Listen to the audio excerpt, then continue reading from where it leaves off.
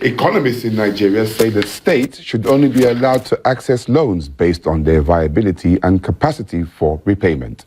This follows the huge debt profile left behind by the immediate past state governors, which has left a massive economic burden, not just for the new governors, but for future generations. Nigeria's newly elected governors may be celebrating their electoral victories, but many are already coming to terms with the governance crisis on their hands. Top of it is on the economic side of things, in particular the billions of naira in inherited debt. According to records from the Debt Management Office DMO, over 5 trillion naira have been accumulated by the state government in the past 8 years. In Benue State, for instance, outgone Governor Samuel Otom left behind debt of around 187 billion naira, comprising salary arrears, loans, contractual obligations, and others. Total indebtedness of Benue State government at this time of exit of my administration from office is 187.5 billion naira.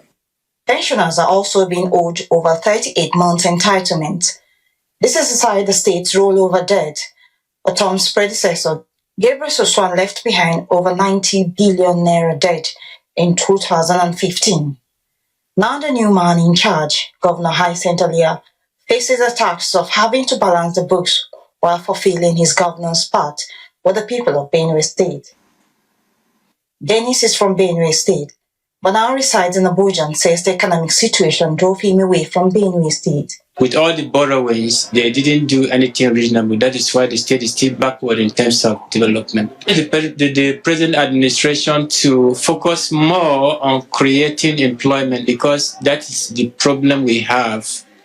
They should try to revive our ailing industries like Tarakun mills. We have a lot of mango fruits, oranges.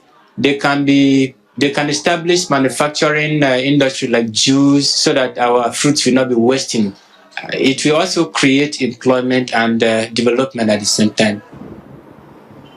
The DMO report shows that Lagos, Delta, Ogun, Akwa Ibom, and Imo State are the top most indebted states in Nigeria, holding 34% of 5.34 trillion naira debt stock of the subnationals.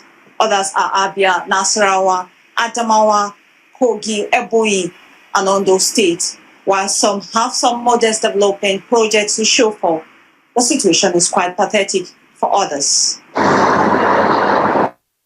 Kelvin Emmanuel, an entrepreneur, wants current state government to be wary of borrowing if no proper repayment plans are on ground, since federal allocation alone is not sustainable. It's important for states to look more into public-private partnerships, look more into partnering with NNPC through Frontier Exploration Administration Fund to developing land basins, to be able to participate in 13% revenue derivation for oil-producing states. It's important for states to increase their collections of taxes and, improve the ease of doing business so more companies can come in so that they can generate IGR.